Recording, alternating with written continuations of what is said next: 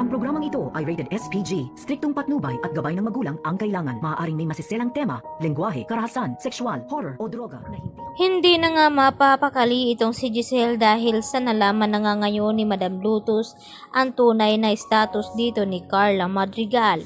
At dahil sa kanyang nalaman, tila kinabahan na nga ng husto itong si Giselle ngayon dahil nakasalalay nga sa kanya ang mga buhay ng kanyang minamahal na sina Annalyn at RJ Lynette at Zoe.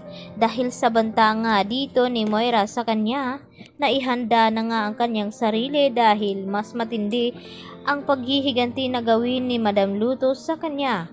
At dito nga na tinakot niya ito na maghanda-handa nga raw ito ng buffet upang magpa-party dahil sa gagawin nga ngayon ni Madam Lutos dito kina Annalyn. At yun nga raw ang kanyang uunahin at ang kasunod itong si Lynette at si RJ at panghuli nga raw itong si Zoe. Dito naman na sinubukan na pakiusapan at pagmamakaawa ni Giselle kay Madam Lutos, subalit tila hindi na nga ito nakikinig pa sa kanya dahil sinungaling at manloloko nga raw itong si Giselle.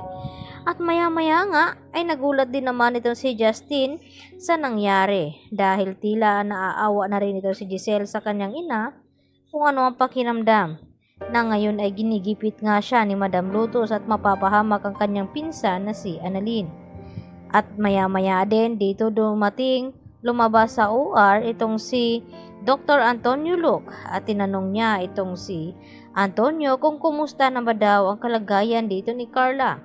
Kung matagumpay nga ba itong operasyon. Tila hindi naman agad-agad makaimik itong si Dr. Antonio dahil sa kanyang nalaman na nasa peligro nga din itong sina Annalyn at Zoe.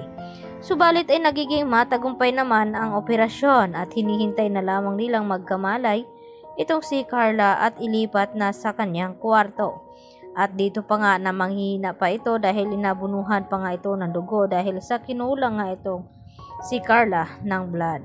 At dahil dito, binalikan ni Madam Lutos itong sina Annalyn at Lynette at laking gulat ni Lynette nang hablutin bigla ni Madam Lutos itong si Annalyn dahil maniningil na nga daw siya sa mga pangloloko dito ni Giselle sa kanya na mapapahamak at itinutuloy pa rin daw ni Giselle ang operasyon kahit ay namimiligro ang kanyang anak. At dahil dito, nagulat si Annalyn nang banggitin ni Madam Lutos ang pangalan ng Carla at tinanong niya na siya ba si Leticia Madrigal na tinutukoy dito ni Carla na kanyang ina. At naalala nga dito ni Annalyn ang pakiusap ni Carla na ibigay at sabihin na mahal niya ang kanyang ina kahit hindi daw niya ito nadadalaw doon. At sana raw, balang araw ay magkikita daw sila. Subalit, hindi naniniwala itong si Lutos sa paliwanag dito ni Annalyn na magkakilala nga sila at nagkausap.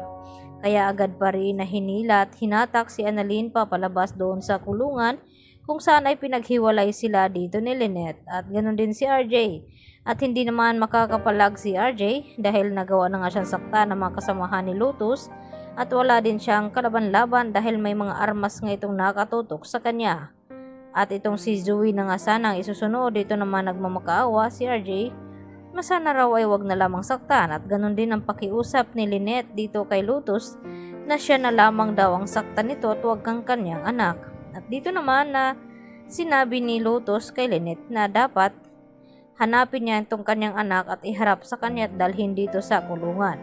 At nangangako nga itong si Lynette na gagawin niya lahat-lahat ang ipag-uutos dito ni Lutos sa kanya. Subalit nang makalabas na nga sila ay nagulat itong si Lutos nang biglang may tumawag sa kanya at ito na nga ay si Carla na nagvi-video call na tapat ay pakawalan na ni Madam Lutos itong sina Annalyn at ng iba pang mga na-hostage dahil ay matagumpay naman daw ang nagiging operasyon at buhay na buhay nga itong si Carla at walang nangyari sa kanya.